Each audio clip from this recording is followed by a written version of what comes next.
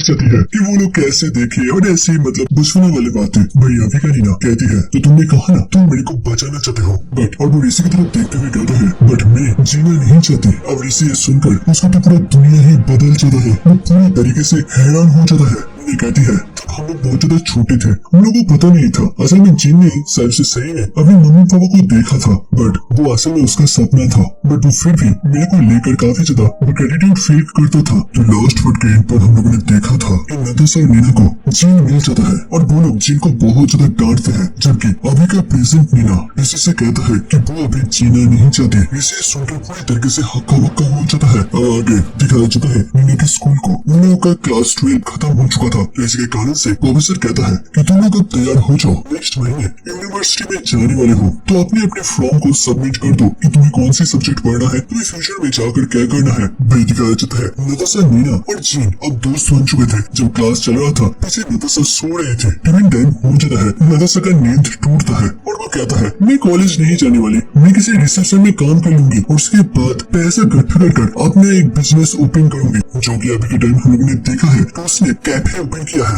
भाई नताशा नीना से पूछता है और तुम्हारा क्या प्लान है। भाई नीना कहती है मैंने अब तक सोचा नहीं है। भाई जिन अपना फॉर्म फिलअप कर रहा था, नताशा भी इसे नोटिस करता है और वो कहता है क्या तुम यूनिवर्सिटी में जाने वाले हो। जिन अजीब सा टोन सुनता है, वो कहता है हाँ मैं जाने वाला हूँ, क्या कोई प्रॉब्लम है। भाई नीना काफी ज्यादा अनकंफर्टेबल हो जाता है और वो कहता है नहीं नहीं कोई प्रॉब्लम नहीं है, मेरे को माफ करना। भाई पीछे से नताशा कहता है नीना तुम इस तरीके से बात नहीं कर सकते, जिन भी पढ़ाई में काफी ज्यादा अच्छा है। दिखाया जाता है उसने फॉर्म फिलअप किया था एनवायरमेंटल साइंस को लेकर और जिन कहता है मैं इसको लेकर रिसर्चर बनना चाहता हूँ, जिससे कि मैं ग्लोबल वार्मिंग के प्रॉब्लम को सॉल्व कर सकूं, क्योंकि ये हमारे लिए दुनिया के हर एक जीव के लिए काफी ज्यादा ही प्रॉब्लमेटिक है, काफी ज्यादा डेंजरस है। मैं पीछे से नताशा कहता है देखो अब ये सब होने में कम से कम 100 साल तो बाकी है और इन 100 साल में हमारा जिंदगी तो आराम से गुजर जाएगा, बट तुम अगर फ्यूचर जनरेशन के लिए करना चाहते हो तो करो, मेरे को इन सब में कोई भी इंटरेस्ट नहीं है। मैं दिखाया जाता है उन लोगों को कोई तो देख रहा था और ये असल में नीना और ऋषि थे। नीना कहती है नताशा और जिन मेरे को वापस से अपने इंसानी जिंदगी में लौटने में मदद किया, मेरे ट्रॉमा को भूलने में मदद किया, मैं वापस से खुश रहने लगे। दिखाया जाता है उन लोगों के कॉलेज खत्म होने के बाद नताशा जिन के साथ नीना का एक पिक्चर लेता है और दोस्तों यही पिक्चर बेडरूम के साइड वाले सेल्फ में भी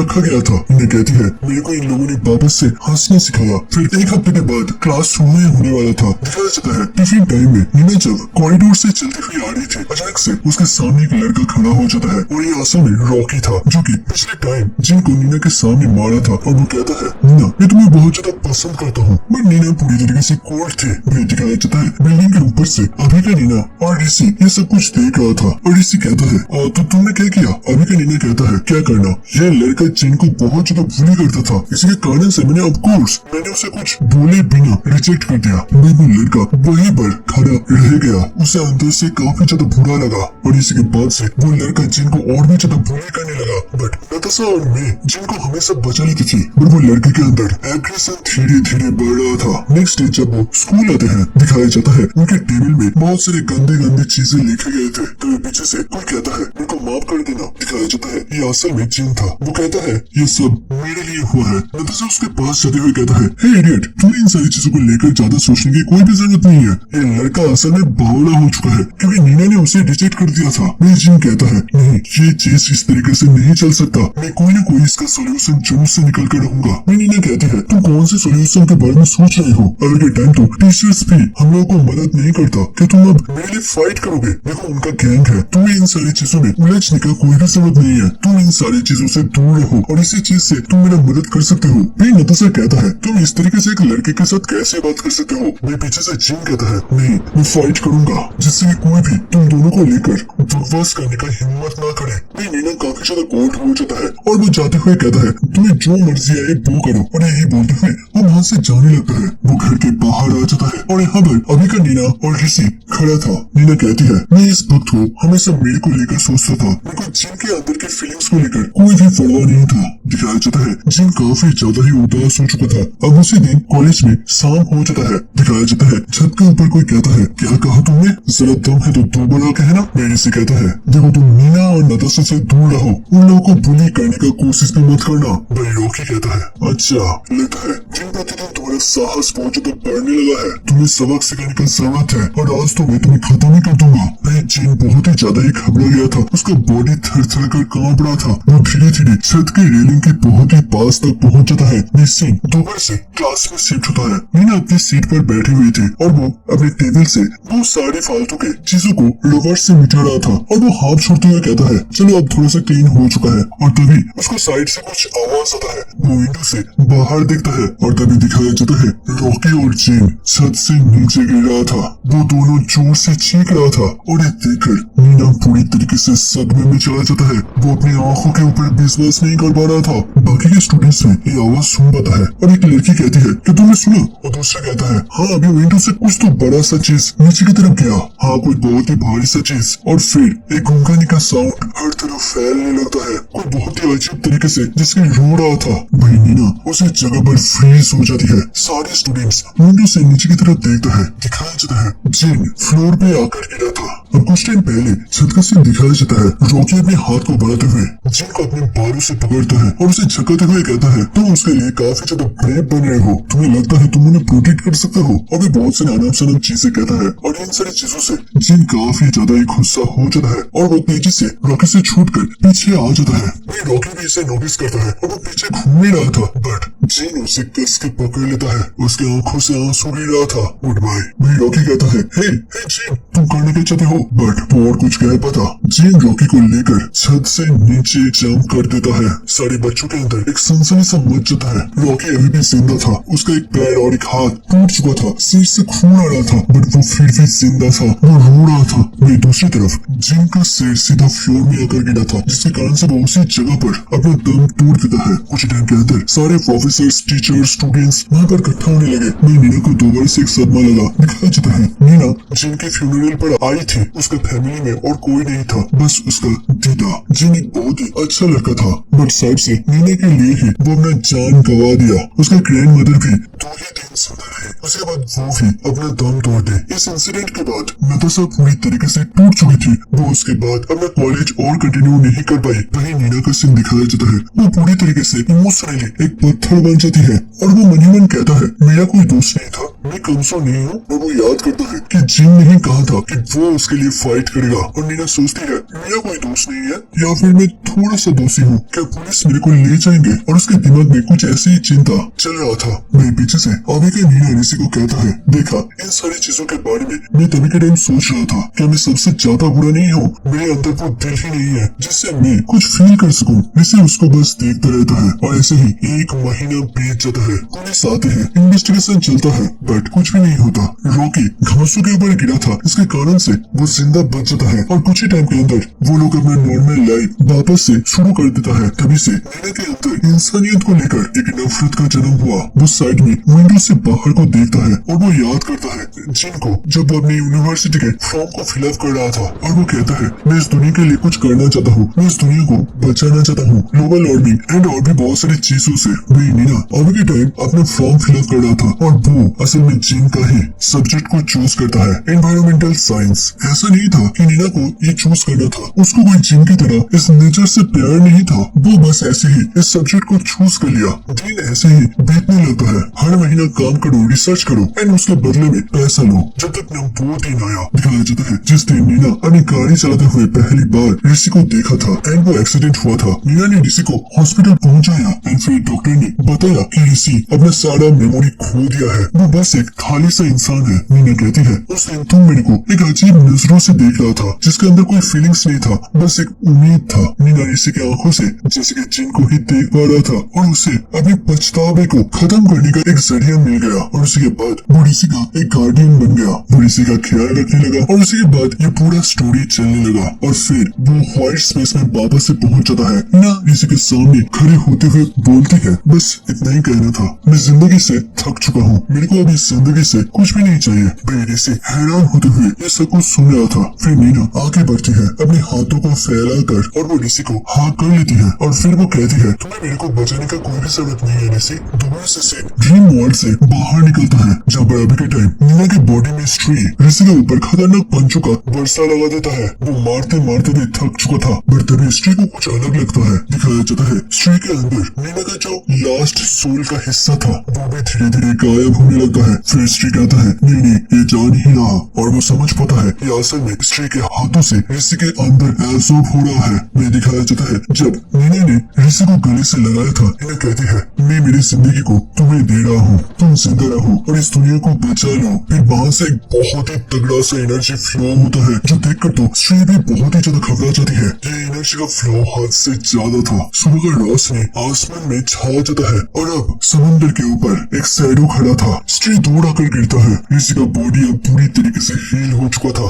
और वो बस एक बात कहता है झूठी झूठी कहीं की। मैं स्ट्री दोबारा से खड़ा होता है, उसके चेहरों से पसीना गिर रहा था। ऋषि अब आराम से खड़ा था और वो अपने सीनों में हाथ रखता है और फिर वो अपनी आंखें खोलता है। स्ट्री अब सोच रहा था कि ऋषि ने अपने पावर को वापस से एक्टिव कर लिया है, कि उसे अब वापस से अपनी एनर्जी मिल चुका है, बट वो कुछ और समझ पाता। वो बहुत ही ज्यादा हैरान हो जाता है क्योंकि ऋषि उसके पास पहुंचते हुए उसे एक बहुत ही खतरनाक सा पंच लगाता है जिससे स्ट्री हवा में उड़ते हुए दूर जाने लगता है, जबकि ऋषि भी पानी के ऊपर दौड़ते हुए स्ट्री को फॉलो कर रहा था। दिखाया जाता है ऋषि का पंच इतना जबरदस्त था कि वो पूरे लेजर की स्पीड से उड़ते हुए जमीन में आकर गिरता है। वहाँ पर एक बहुत ही जोर का धमाका होता है। स्ट्री का हालत वहाँ पर सच में काफी ज्यादा बुरा हो चुका था। वो बहुत ही मुश्किल से अपनी आंखें खोलता है। वही ऋषि भी उसके सामने पहुंच जाता है जो देखकर स्ट्री कपकपाने में मजबूर हो जाता है। वही ऋषि एकदम से कोल्ड, उसके चेहरे में जैसे कोई एक्सप्रेशन ही नहीं था। फिर आसपास की पत्तियां कपकपाने लगता है। फिर दिखाया जाता है वो पत्तियां छोटे छोटे टुकड़ों में बढ़कर हवा में उड़ने लगता है।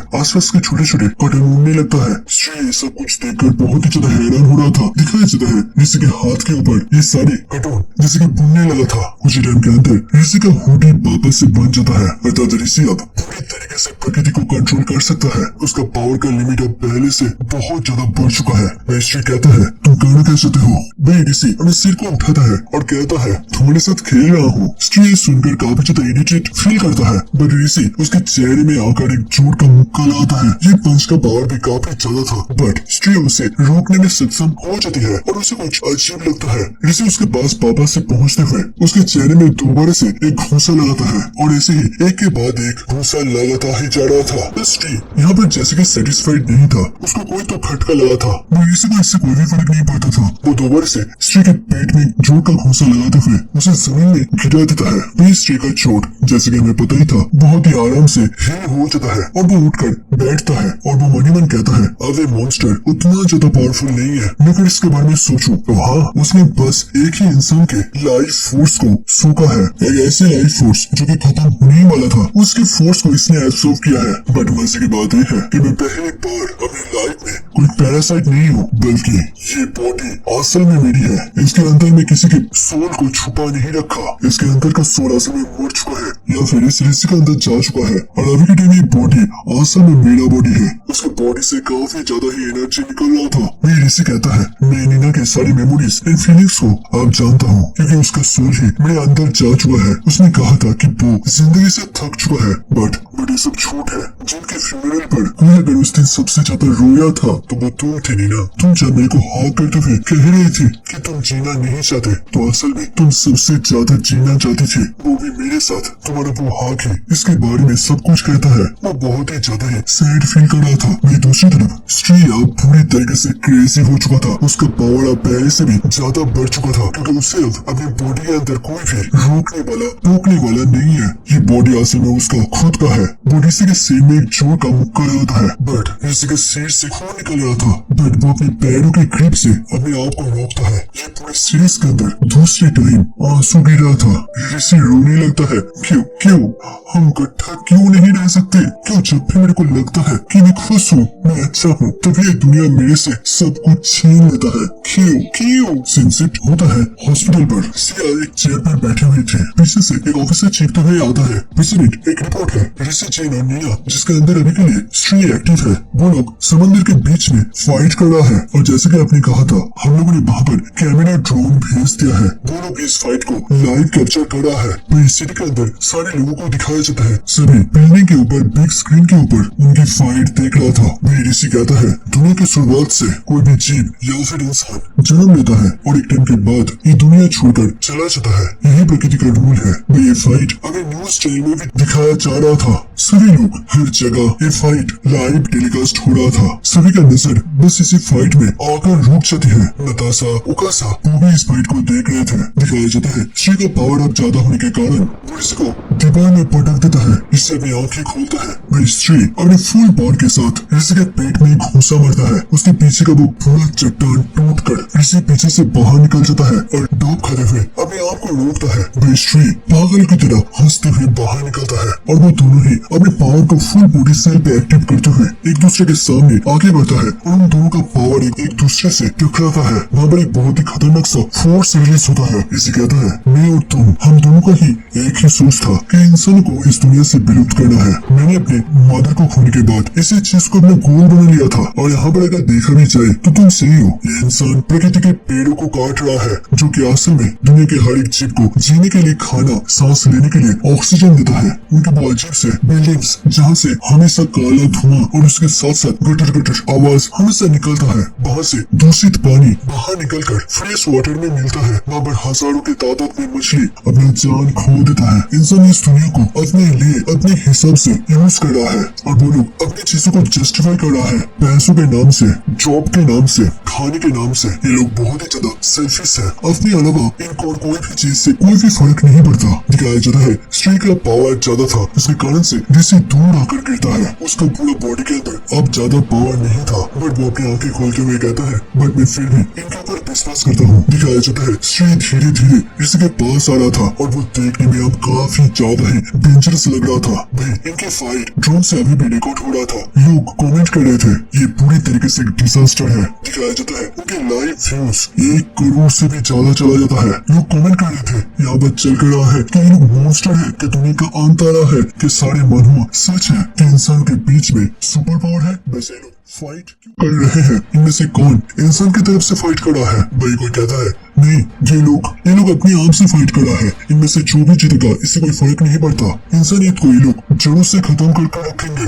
ऋषि और स्त्री दोबारा से आगे बढ़ता है। ये लोग कमेंट कर रहे थे, तो फिर इन दोनों को ही मार जाना चाहिए, क्योंकि ये दोनों इंसानियत के लिए अच्छा नहीं है और जो इंसानियत के लिए अच्छा नहीं है वो इस दुनिया के अंदर एग्जिस्ट भी नहीं कर सकता। इन दोनों को हमें किसी भी हालत में खत्म करना ही पड़ेगा। वही ऋषि और स्त्री आमने सामने पहुंच जाता है। स्त्री का पावर पहले से काफी ज्यादा था। वो ऋषि के चेहरे में जोर से एक पंच लगाता है।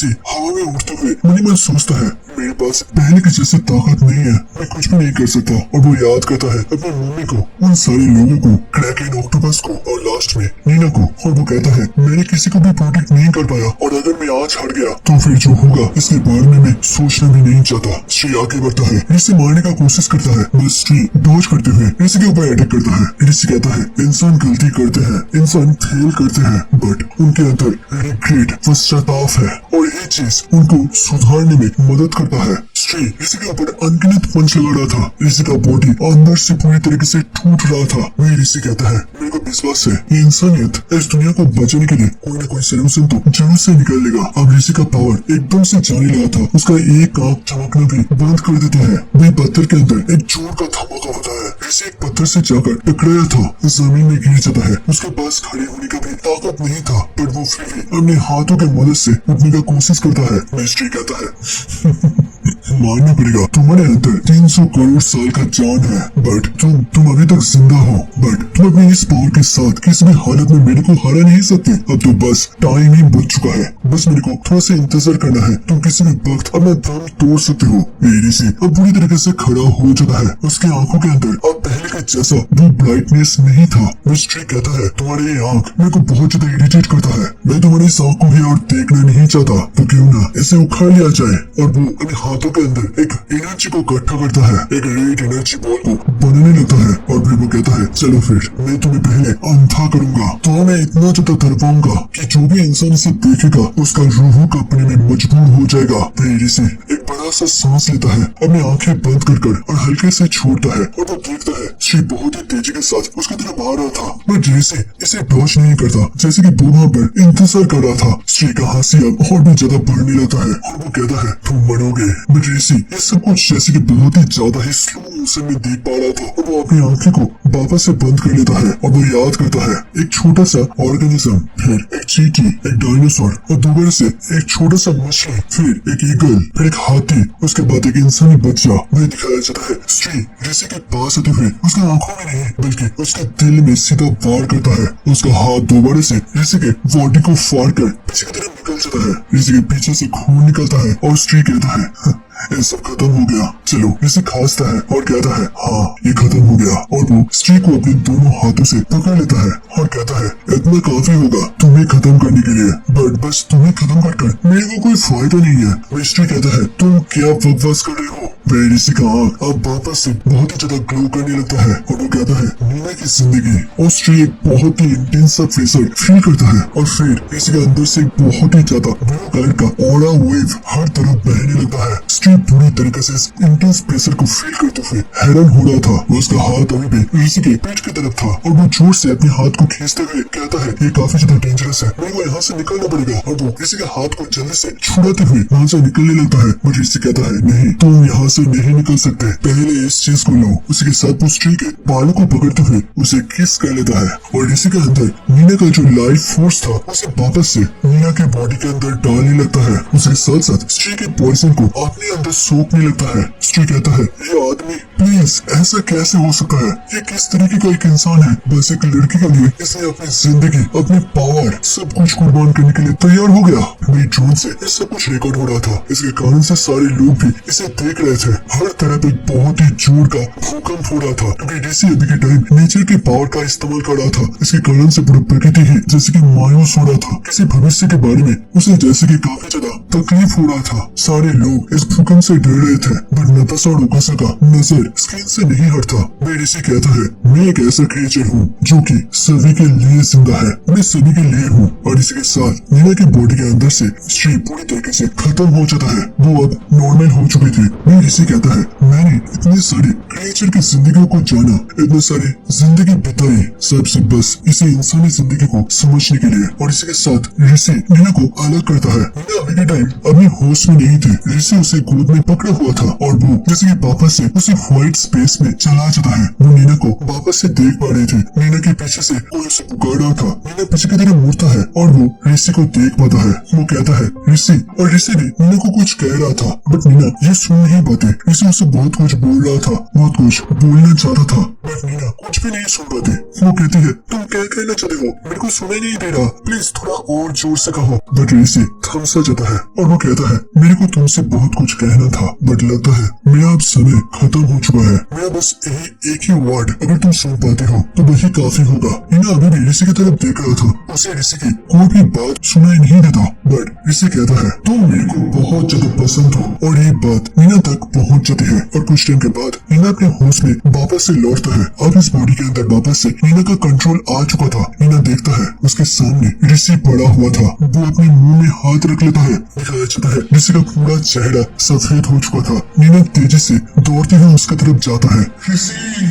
और उसी जगह पर वही फ्लावर खिले हुए थे जिस फ्लावर के गार्डन में ऋषि उसके मम्मी के साथ घूमा करता था, या फिर पहली बार नीना के साथ दोस्ती हुआ था। समय किसी के लिए भी नहीं रुकता और ऐसे ही एक साल बीत जाते हैं। बहुत सारे हंगामाओं के बीच सब कुछ धीरे धीरे वापस से नॉर्मल होने लगता है। अभी के टाइम ओकासा नताशा के स्टोर पर काम कर रही थी। नताशा उसे डांटती है तुम इतना ज्यादा टैलेंटेड हो, तुम्हें हिसाब करना नहीं आता। वही ओकासा अपने सिर पकड़ते हुए हंस रही थी। वही कैफे के बाहर एक चेयर में नीना बैठी थी, एक ऑरेंज जैकेट पहनकर। उसके सामने एक डायरी थी। वो वहाँ पर लिखती है, अब बहुत टाइम बीत चुका है, मैं तुम्हें अभी भी याद करता हूँ। जो भी चीज टूट चुका था, जो भी चीज तोहफा हो चुका था, वो वापस से योग रिकवर कर रहा है। इंसानियत वापस से अपने ट्रैक पर लौटने लगा है। फाइट में बहुत सारे लोगों की जिंदगी चली गई, बहुत सारे लोग बहुत सारे अपनों को खो दिए। किसी का फैमिली, किसी का लवर, किसी का दोस्त, किसी का बच्चा, किसी का पिता, किसी का मम्मी, किसी की जॉब करने की जगह सबसे तोहफा हो चुका था। कुछ लोग अपने घर खो दिए। लोग अभी भी तुम्हारे ऊपर काफी ज्यादा गुस्सा है, तुम्हें इन सारी चीजों के लिए ब्लेम करता है। बट लोगों को धीरे धीरे पता चल रहा है कि तुमने हमारे देश के लिए कितना बड़ा सैक्रिफाइस दिया था उस दिन। बट तुमने मेरे को यहाँ पर इस हार्ड से दुनिया पर अकेला छोड़ दिया। और वो साइड में देखता है, दूर से एक गाड़ी में प्रेसिडेंट सिया का वो असिस्टेंट हमेशा मेरे को निगरानी में रखता है। मेरा बहुत सारा टेस्ट करा गया कि मेरे अंदर अभी भी वो पैरासाइट है या फिर नहीं। मैं इन सारी चीजों को समझ पाती हूँ और मेरे को इन सारी चीजों से कोई प्रॉब्लम भी नहीं है। वो डायरी को बंद करते हुए खड़ा होता है और वो कहता है, बट मेरे अंदर अभी भी बहुत सारे क्वेश्चन है जो कि शायद से तुम दे सकते थे कि तुमने मेरे को क्यों जिंदा किया। तुम अगर चाहते तो तुम मेरे लाइफ फोर्स का इस्तेमाल करते हुए शायद से जिंदा रह सकते थे। तुमने क्यों मेरे को बचाया और क्यों तुमने लास्ट में जाते हुए वो कहा। और वो एक स्माइल देते हुए अपना सांस छोड़ता है और वो कहता है, मैं अभी के टाइम अपने रिसर्च लेबोरेटरी पर वापस से काम कर रहा हूँ। मैं इस दुनिया को लेकर क्या कर सकता हूँ, मैं किस तरीके से इस दुनिया को और भी ज्यादा खूबसूरत और भी एक बेटर प्लेस बना सकता हूँ, इंसानों के डिस्ट्रक्शन को रोक सकता हूँ। इन सभी चीजों के ऊपर मैं रिसर्च करता हूँ और ये मैं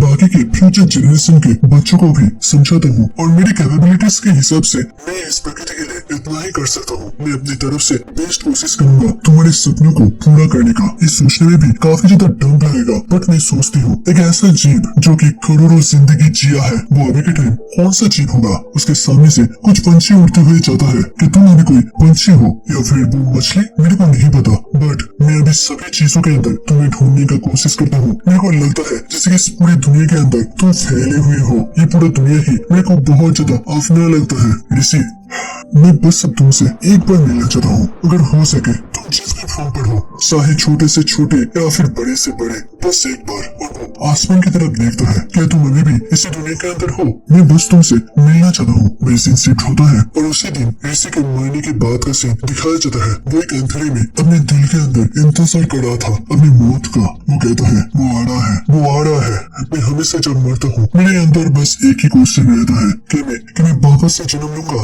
इस लाइफ को मैंने बहुत ही अच्छी तरीके से बिताया, बहुत ही अच्छी तरीके से समझा और मैंने अपनी तरफ से जो भी हो सके बेस्ट डिसीजन लेने का कोशिश किया। उसके सामने नताशा तब भी अनकॉन्शियस पड़ी हुई थी और वो कहता है, मेरे पिछले सारी जिंदगियों में मेरे को कोई ना कोई रिग्रेट रह गया था। मेरे को हमेशा लगता था ऐसा क्यों हुआ। बट इस बार मैं सेटिस्फाइड हूँ। मैंने अपने प्रॉमिस को रख पाया, बट मैं तुमसे अच्छी तरीके से विदा नहीं मांग पाया। यही शायद से इस जिंदगी का सबसे बड़ा अफसोस रहेगा। और वो अपनी मम्मी को याद करते हुए कहता है, थैंक यू सो मच। और वो नताशा, ओकासा और नीना के बारे में सोचते हुए मन ही मन कहता है, अपना ख्याल रखना, गुड बाय एवरीवन। और इसी के साथ ऋषि इस बॉडी को छोड़ देता है एंड वापस से एक लाइफ फोर्स का स्ट्रिंग दिखाया जाता है। वो वापस से कोई फॉर्म ले रहा था। ऋषि कहता है, क्या ये वापस से हो रहा है, बट ये काफी ज्यादा अलग है, इसमें ज्यादा दर्द नहीं है। मैं अब जैसे कि अपने सारे जिंदगियों को महसूस कर सकता हूँ। बट मैं कौन हूँ?